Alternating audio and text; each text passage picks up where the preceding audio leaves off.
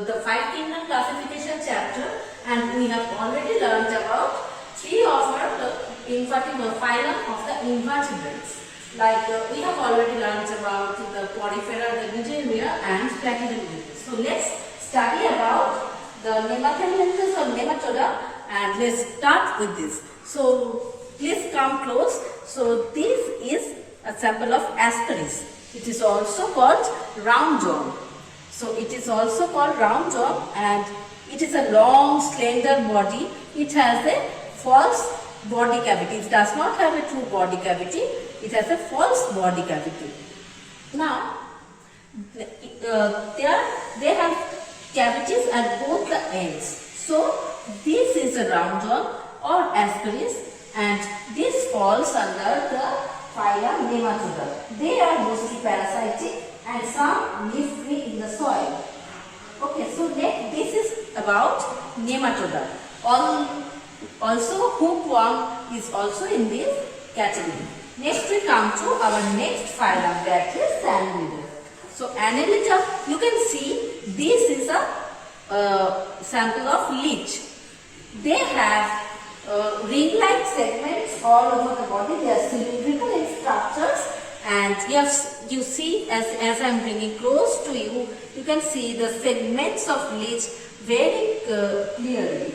So they have a well-developed digestive system, and their body or elementary canal opens into both ends, and they have a true body cavity which is called xylem.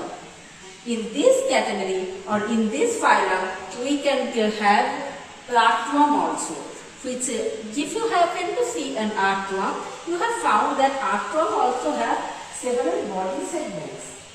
This is about this phylum, which is Annelida. Next we come to our next phylum, which is Arthropoda. This is quite known to this organism, is a cockroach. This is a cockroach.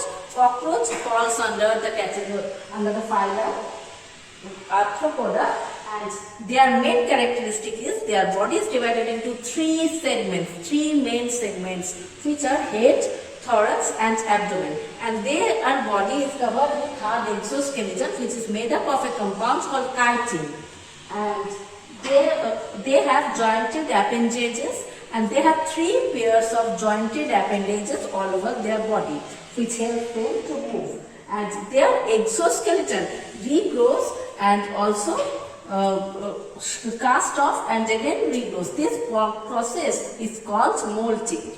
So next we come to another phylum. This is our next invertebrate, which falls under the phylum Mollusca. You can identify it very easily. It is an example of mollusca, and it is octopus. Octopus can be identified with its tentacles. As you know, it has 8 tentacles, and it has a very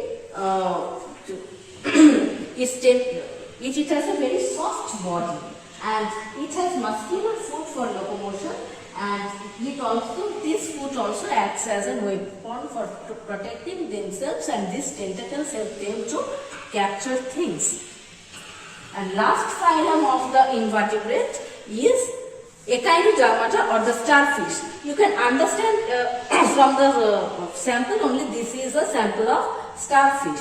Starfish is radially symmetrical. That means if you can cut it into equal half from any plane, and its surface is not smooth, as you can see, the surface of starfish is rough, and it is spiny. It also has an exoskeleton and small feet, which is also called skew feet. It has a central canal, and this starfish falls under our last phylum of invertebrates, which is Echinodermata.